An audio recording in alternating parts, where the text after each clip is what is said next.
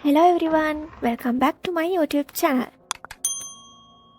අන්‍යං මං අද ඔයාලත් එක්ක කතා කරන්නේ KIIP level එකේ 7 වෙනි grammar part එක.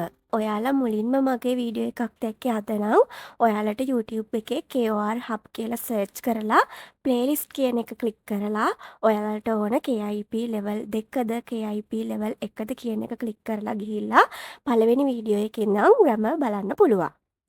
හරි, අපි යමු වීඩියෝ එකට. ඉතින් මං අද ඔයාලත් එක්ක කතා කරන්නේ ඒ කාදා කියන ග්‍රැමර් කොටස. මේක යෙදෙන්නේ ම්‍යොංසා. එහෙම නැත්නම් නාමපදත් සමග. යම්කිසි ස්ථානයකට යාම සම්බන්ධව ප්‍රකාශ කිරීමේදී තමයි අපි මේක භාවිතා කරන්නේ. ඒ කියන්නේ රෝහලට යනවා, බැංකුවට යනවා, අන්න ඒ අදහස් තමයි මෙන්න මෙතනින් එන්නේ. හරි, දැන් අපි බලමු මේක යොදන්නේ කොහොමද කියලා. ඉතින් මං ඔයාලට කිව්වා මේක යෙදෙන්නේ ම්‍යොංසා. එහෙම නැත්නම් නාමපදත් එක්ක කියලා. එතකොට මේ නාමපදයේ අගට ඒ කාදා කියන එක එකතු කරන්න තමයි තියෙන්නේ. ඉතින් මේක අපි කලින් කතා කරපු ග්‍රැමර් වල වගේ මේ නාමපදයේ අවසානයේ තියෙන පච්චිම්ද එහෙම නැත්නම් සරයක් යෙදෙන අවස්ථාවක්ද කියලා අපි හොයන්න අවශ්‍යතාවයක් නැහැ. ඕනම නාමපදයේ අගට ඒ ඕනම නාමපදයක් අගට ඒ කාදා එකතු කරන්න තමයි තියෙන්නේ. හරි, දැන් අපි එක්සාම්පල් වලට ගිහිල්ලා බලමු. පළවෙනි එක අංහෙන්. ඒ කියන්නේ බැංකුව. ඉතින් එතකොට ඒකේ අවසානයට ඒ කාදා කියන එක එකතු කරලා තියෙනවා. එතකොට අංහෙන් ඒ කාදා. ඒ කියන්නේ බැංකුවට යනවා කියන තේරුම තමයි එන්නේ. ඊට පස්සේ දෙවෙනි එක චිප්. ඒ කියන්නේ ගෙදර. එතකොට ඒකේ අවසානයට ඒ කාදා එකතු කරාම චිබේ කාදා.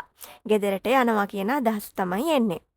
ඊළඟට තුන්වෙනි එක මාත. මාත කියන්නේ මාට් එකට යනවා කියන එක. එතකොට මාත ඒ කාදා මාට් එකට යනවා කියන අදහස් තමයි මෙතන එන්නේ. ඒ වගේම හක්යෝ. හක්යෝ කියන්නේ පාසල. එතකොට ඒකේ අවසානයේට ඒ කාදා කියන එක එකතු කරලා තියෙනවා. එතකොට හක්යෝ ඒ කාදා පාසලට යනවා කියන අදහස් තමයි මෙතනින් එන්නේ. හරි, දැන් අපි මේක තේරුම් ගන්න තව පොතේ කොටසකට ගිහින් බලමු. මෙතන ඔයාලට පේනවා එක්සාම්පල් එකක් දීලා තියෙනවා. චිගම් හක්යෝයේ කායෝ.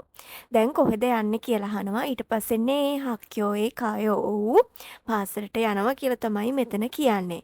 එතකොට මේ වගේ අපි ග්‍රැමර් එක දාලා මේ පහළ තියෙන ටික ෆිල් කරන්න ඕන.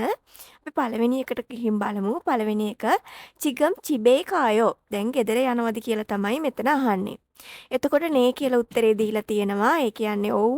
එහෙනම් අපි කියන්න ඕන ඔව් ගෙදර යනවා කියලා. එතකොට නේ චිබේ කායෝ කියලා තමයි මෙතන උත්තරේ එන්න ඕන. ඊට පස්සේ දෙවෙනි එක චිගම් හේසායි කායෝ. දැන් වැඩපළට යනවද කියලා අහනවා.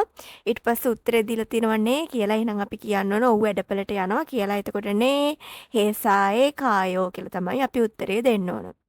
හරි, තුන්වෙනි එක චිකම් ඔදී කායෝ. දැන් කොහෙද යන්නේ කියලා අහනවා. එතකොට ඔයාලට පේනවා කැෆේ කියලා ගහලා තියෙනවා. මේක කැෆේ එකක්. එහෙනම් කැෆේ එකට තමයි යන්නේ කියලා මෙතන උත්තරේ දෙන්න ඕන. එතකොට කැෆේ ඒ කායෝ කියලා තමයි අපි උත්තරේ දෙන්න ඕන. හරි, අපි හතරවෙනි එකට යමු.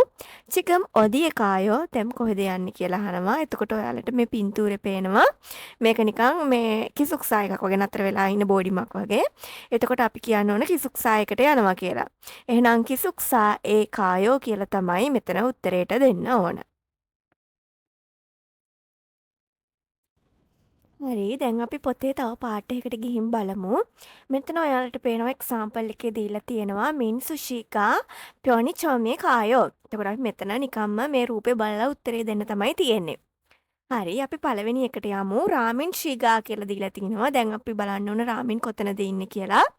රාමින් කොහෙටද යන්නේ? ඔයාලට පේනවා මෙතන සික්තන් එකක් ඇඳලා තියෙනවා. එතකොට සික්තන් කියලා මෙතන ලියලා තියෙනවා. එතකොට අපි කියන්න ඕන රාමින් ශීගා සික්තන්ගේ කායෝ. රාමින් මහත්තයා යන්නේ සිත්තමට කියලා තමයි අපි කියන්න ඕන. හරි. ඊට පස්සේ දෙවෙනි එක කොජොන් ශීගා. එතකොට අපි බලන්න ඕනේ එයා කොහෙද ඉන්නේ කියලා. ඔයාලට පේනවා මෙතන බැංක් කියලා ලියලා තියෙනවා. එතකොට අංහෙන්.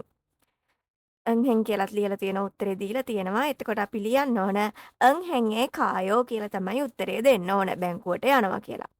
ඊට පස්සේ තුන්වෙනි එක ඇන්ජෙලා ශීගා. ඇන්ජෙලා කොහෙද ඉන්නේ කියලා අපි බලනවා. එතකොට එයා මාතයකට තමයි යන්නේ. එතකොට අපි උත්තරේ දෙන්න ඕන මාතයේ කායෝ කියලා. ඊට පස්සේ අවසාන එක ඇනයිස ශීගා මෙතන දීලා තියෙනවා යක්කු කියලා. එතකොට අපි ලියන්න ඕන යක්කුගේ කායෝ.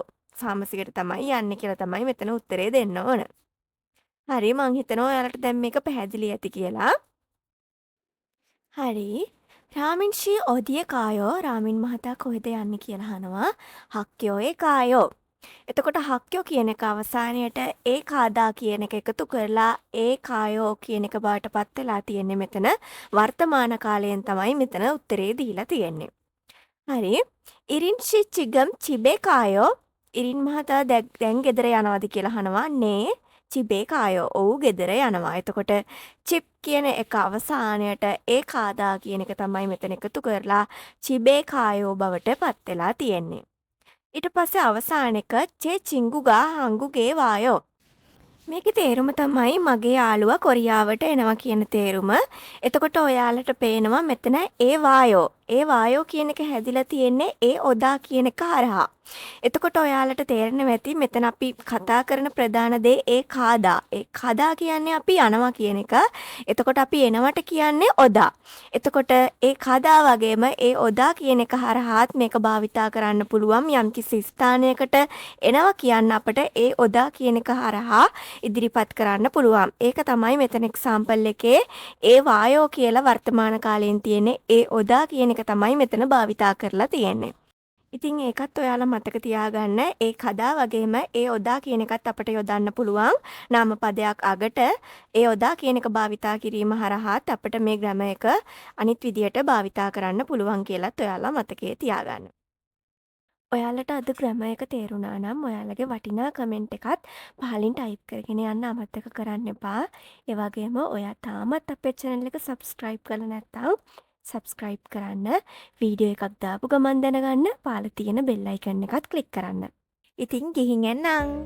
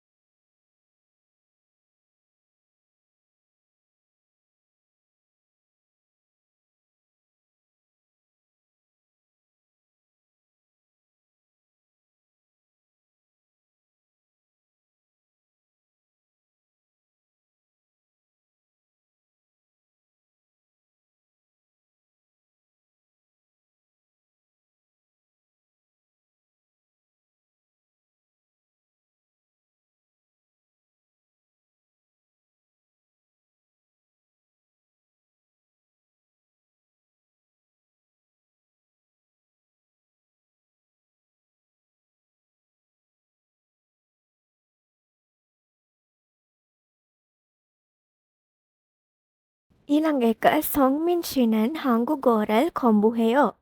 හංගුකෝ කියනකොට ඔයාලට පේනවා මෙතන තියෙන්නේ ස්වරයක්. ඒ කියන්නේ පච්චිම රහිත අවස්ථාවක් නිසා රල් කියන එක එකතු වෙලා තියෙනවා. එතකොට හංගු ගෝරල් කොම්බුහෙයෝ බවට පත් වෙනවා කොරියන් භාෂාව ඉගෙන ගන්නවා කියලා.